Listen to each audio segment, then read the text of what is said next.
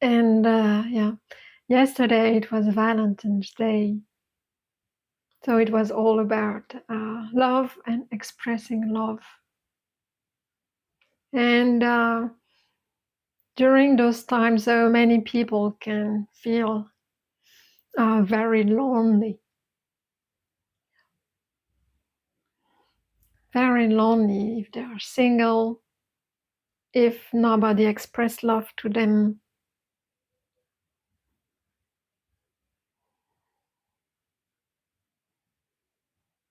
They don't feel supported, they don't feel liked, or this strong feeling of loneliness can arise.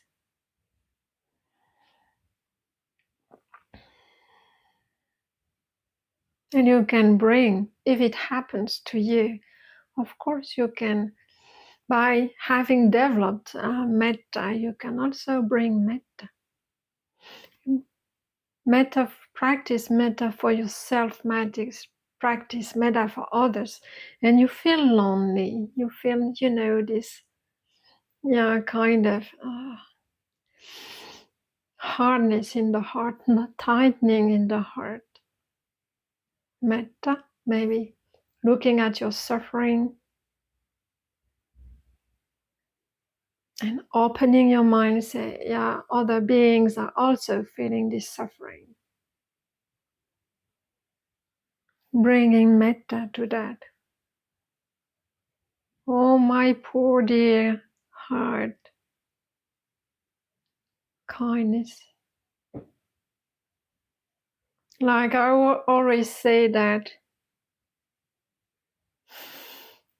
when I have a large window on my living room, and sometimes birds just come, and because of the transparency of the glass, they knock their head and they are knocked out. They fall on the ground, knocked out. So you bring them in your hands, and hope, of course, if they are not dead, sometimes they die. It's very dangerous for them. So you take that little bird into your hand, bring attention. You cannot do much, actually. You hurt yourself. You hurt yourself deeply. You are hurt now. You see it inside of really just concern about your heart, another being. And of course, it looks very emotional, very sentimental, but this is what naturally comes towards this bird, because these birds look so innocent. You won't do. don't care. Okay, bird, are you all right? Okay, and you stay there. Actually, you stay there until the bird just start to, maybe move a wing, move a head. Kind of gets scared because he doesn't know where he is. She is. So in your hand of a human being, scary, don't be afraid. Don't be afraid. I'm just holding you. The time you need to fly away again. I'm here. Don't worry. I won't harm you. All right? So we can do that with our own heart. This is one way of dealing with loneliness. Taking our heart, not really judging, avoiding any stories about ourselves, just holding the bird who just hurt itself. And loneliness, there is also this word of wisdom that you can use. What we have seen through previous talks is to contemplate feelings, right? I gave a talk on contemplation on feelings, and we did this meditation and contemplation of feelings, mindfulness of feeling, Vedana, feeling tone, is one of the 4 foundations of mindfulness. And I remember when I gave that talk, I said there are not many practices, but this one, the feeling tone, is so important that there is one of the 4 foundations of mindfulness dedicated to it. And in the Noble Eightfold Path, there is right mindfulness. Right mindfulness so contains mindfulness of feeling too. So loneliness is a word. It's a feeling. So contemplation of feeling, when the idea of loneliness arises, it has a feeling associated with it. Like when you bring to mind this benefactor, and then you have this sense feeling of goodness, it's agreeable feeling. Then as well, when you bring this loneliness idea, it infiltrates and expresses itself maybe as a bodily contraction, maybe as some tension, and then some mental activation with other kind of feeling associated with it. So contemplation of feelings, contemplation also of the mind activities related to this idea of maybe not being good enough, not being lovable, having this in this quality.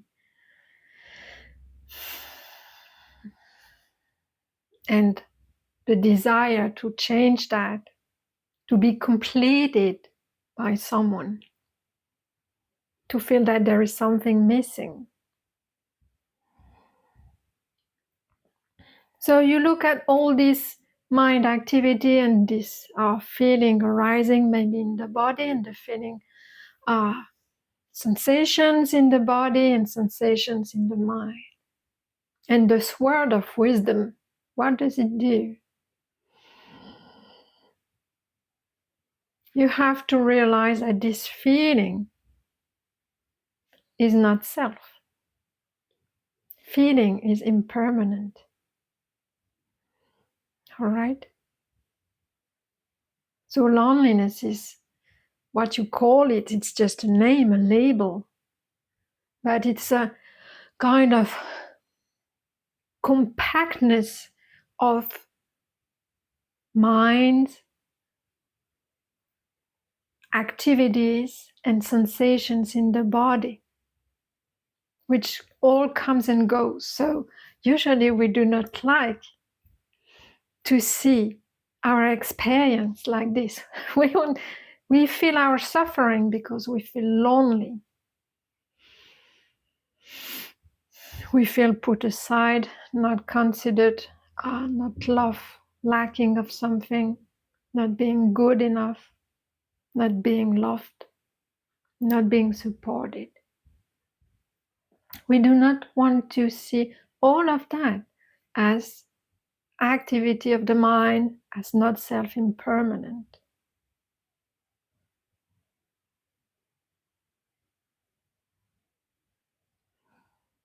We can bring metta to all of that and then start looking, start inquiring. So it requires courage, because you have to somehow, as a first step, to say, okay, it hurts, it's suffering, then let's inquire.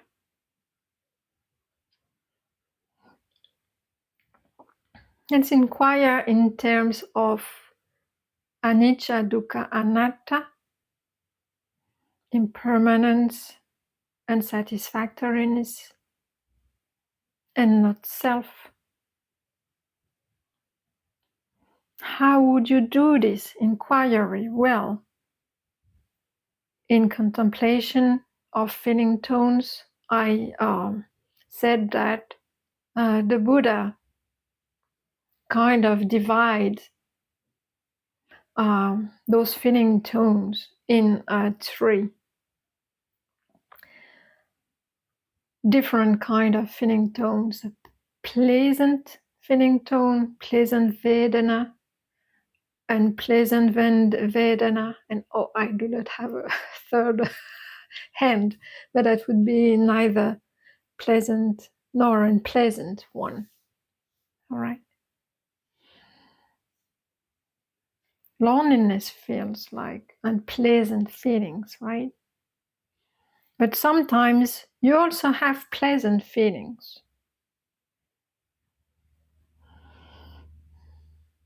Like in metta, we've just did. So we have sometimes pleasant, sometimes unpleasant, sometimes neither pleasant nor unpleasant feelings. So they all come and go, they are impermanent. So they cannot be yourself.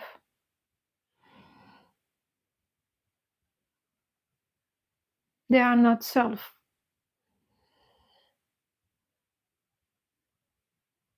Although we feel very kind of constant over time,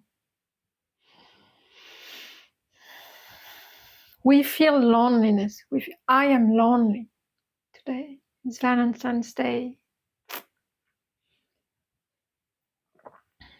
And I'm single, still single, right? Or nobody comes visiting me today. Everybody else is happy, I'm not. Painful feeling. I'm lonely, we think, right? What we do not realize is that our experience is a succession of feelings and mind activities.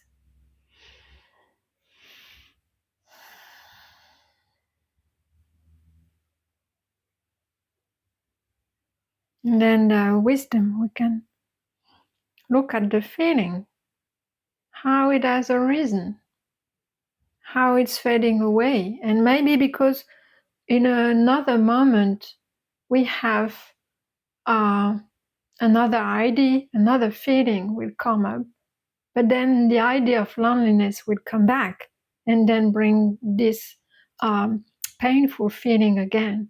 But in between, because our wisdom, our mindfulness was not, let's say, activated, we haven't seen that change in between.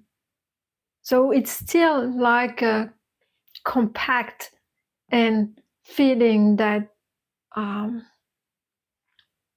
with a certain duration in time, and we identify with it. We don't see, this is what we say, we don't see it clearly. Mindfulness. Oftentimes it's mindfulness is sati, and oftentimes it's sati sampajana. I do not pronounce this correctly, right? So please forgive me. But it's mindfulness in clear seeing, clear comprehension. And actually, when you see the feeling for what it is, when you see the mental, when you're mindful of the mental activities, then it really loses their grip.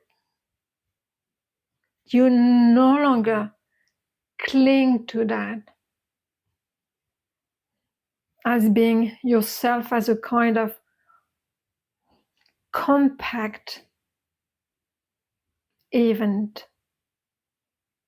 You go through beyond the compactness of that and of the continuity. It looks like continuous, right?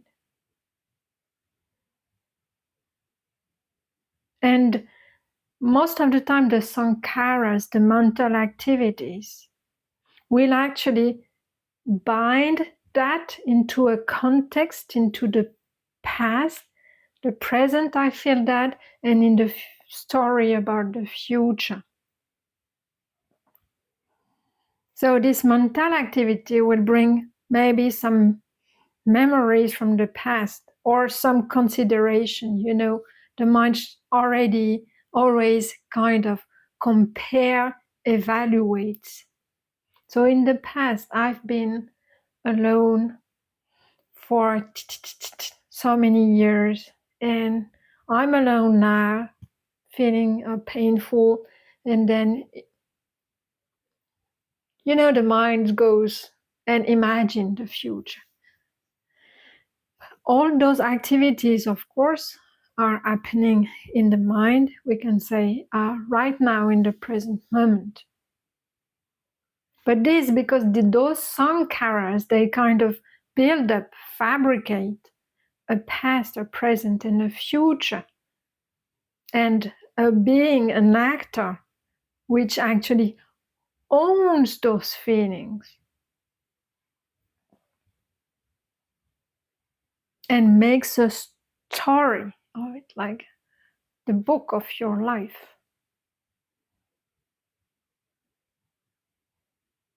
So the mind is entangled with all of that, believe it's true, and then it's create a kind of continuity over time.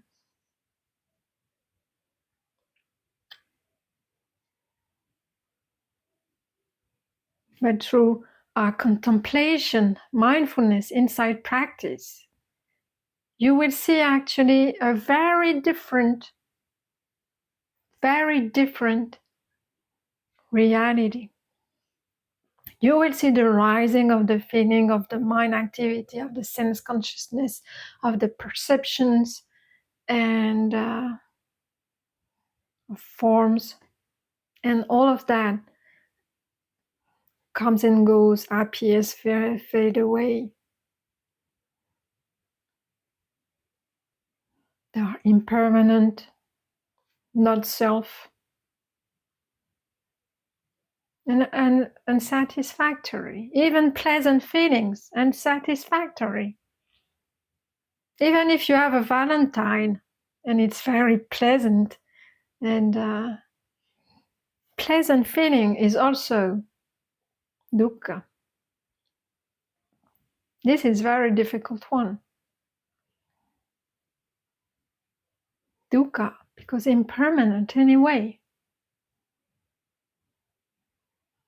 But we have the tendency to want to discard the unpleasant and to keep the pleasant feelings, right? Ignore the neither pleasant nor unpleasant feeling. Not interesting. Let's get the pleasant feelings, right?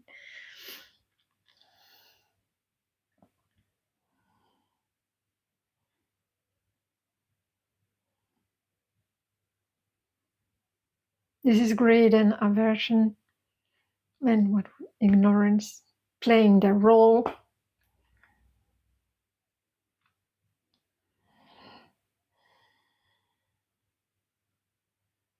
But the wise practitioner, insight practice, looking at feeling tones, rising, falling away, fading, pleasant ones comes, unpleasant ones comes.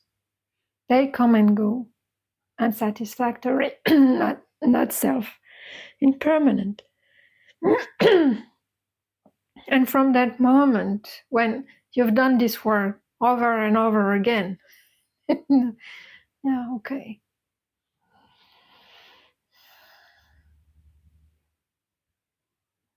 Then there is this passion. This passion towards any kind of feelings. Not even wanting to chase the pleasant feelings. This passion towards pushing away the unpleasant feelings. And then something happens, this passion cessation, and all those mental activities that you kind of build up about yourself, how lonely you are, how lonely you've been, how lonely you will be because of being not this or not that, or because the circumstances. This no longer arises.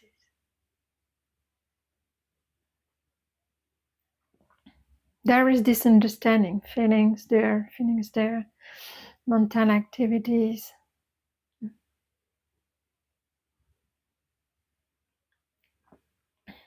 And there is this kind of magnetic pull towards also these mind activities that no longer exist. This is this passion towards this mental aggregate.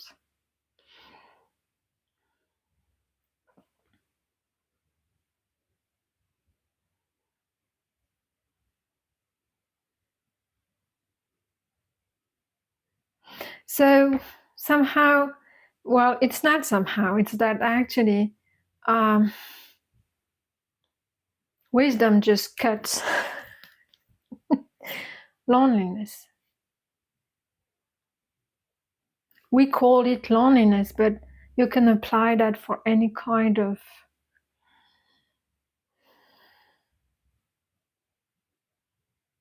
burden that you feel. Abandonment. Same kind of wisdom you apply. The feeling of betrayal. Same.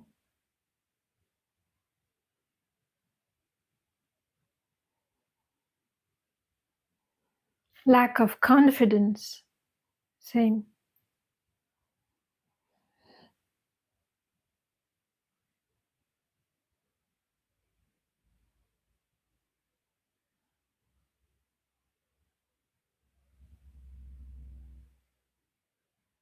What else? Fear.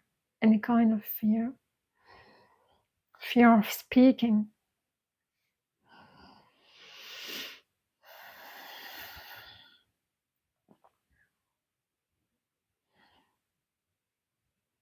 So you will notice after a while that independently of the labels you put, it's always the same. Sense consciousness, contact, feeling, craving, clinging, suffering.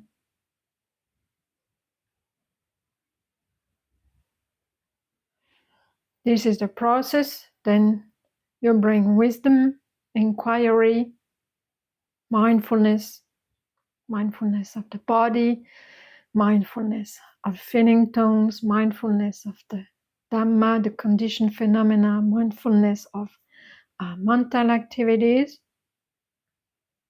You bring that to your experience, inquire, and just start to understand, oh yeah, when there is this, then there is that.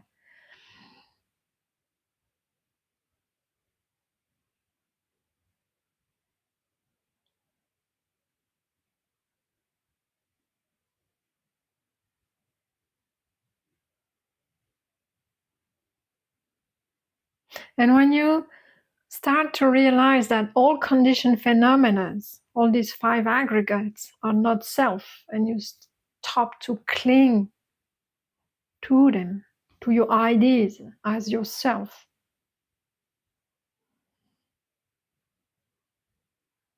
my dreams, my thoughts, my loneliness, my lack of. Or it can be the contrary. It can be conceit. I am this, I am that. I am superior, inferior, same. So once you've seen, once you've inquired and seen not self in all conditioned phenomena, there is you cannot be the recipient of anything like loneliness. Once you have gone through the compactness of experience, you have the illusion that you will receive, you kind of receive the pleasant feelings of a good dinner or something like this. But then once the inquiry has developed, you cannot no longer conceive your experience like someone receiving the goodness or the unpleasantness of experience.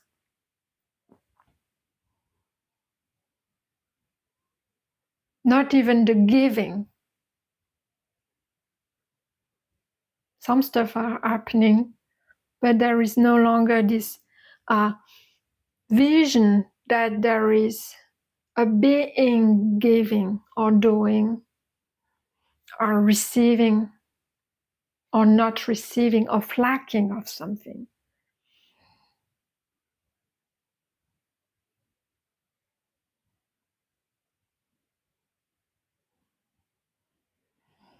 Somehow this way of experiencing things, then this kind of mental processes that give this, I have to use the word illusion even if I do not like it, but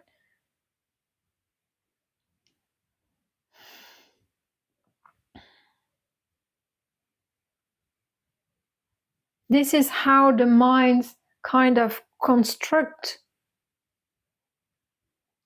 or veil the experience.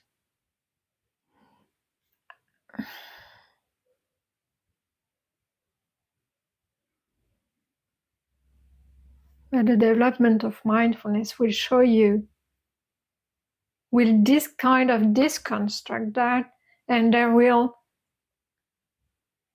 be the development of this passion regarding all those phenomena arising. Call them loneliness, call them great joy, call them being loved by someone, whatever name, whatever label, whatever form it takes, whatever our conditions it looks like.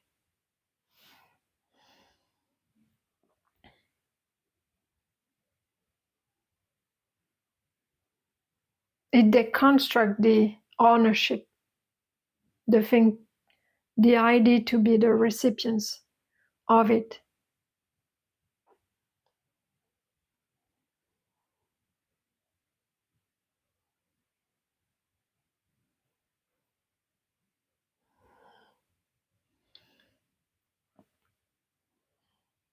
And maybe at the beginning, still there will be it will be mixed up again.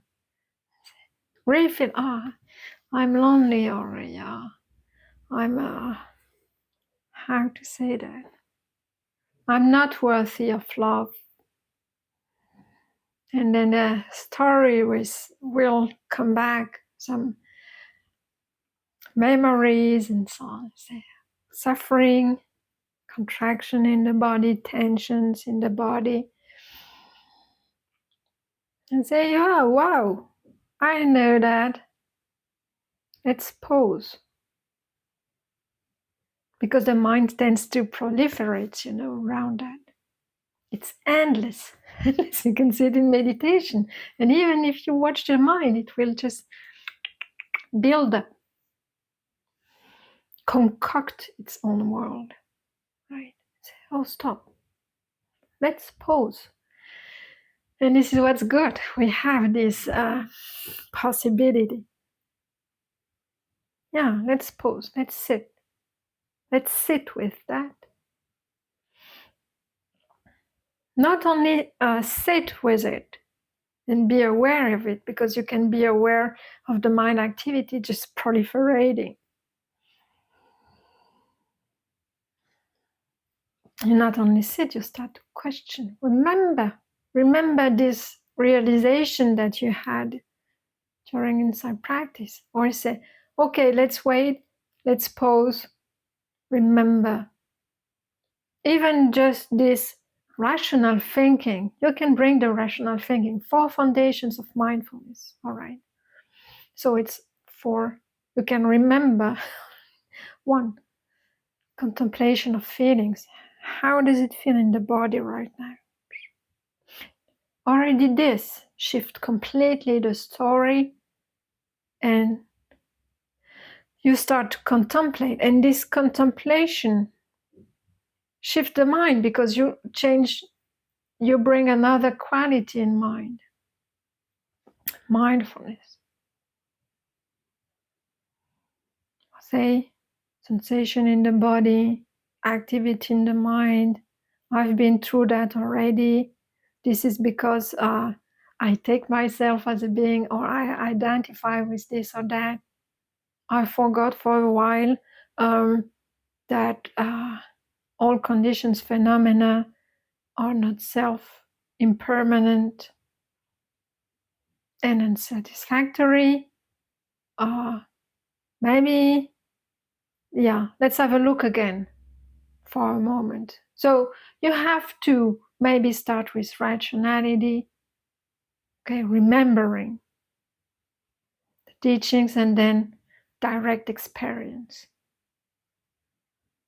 Bring mindfulness forth. Say, okay, what's going on? All right. And then you will see that due to this activity, maybe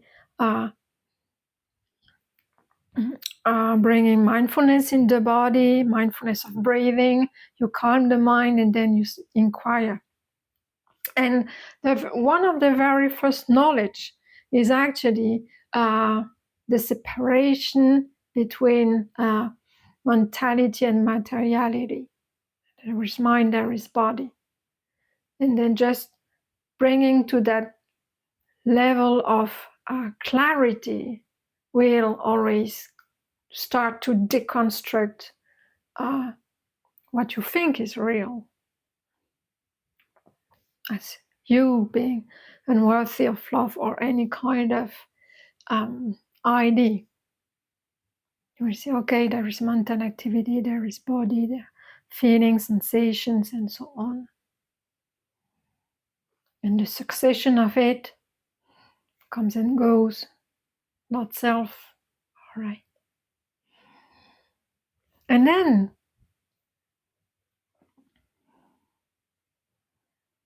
because you've done that again and again and again, then this way of seeing clearly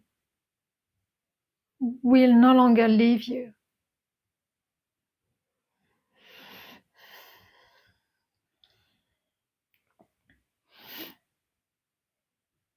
It will be so wired, let's say, into this, that you will no longer forget it, and it will be your default, let's say, mode of seeing.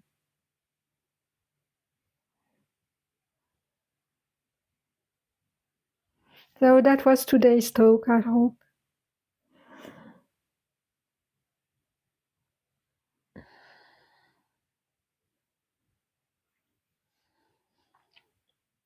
And if you have any questions, please unmute yourself. Yeah, I'm looking at the ball. Forget to ring it.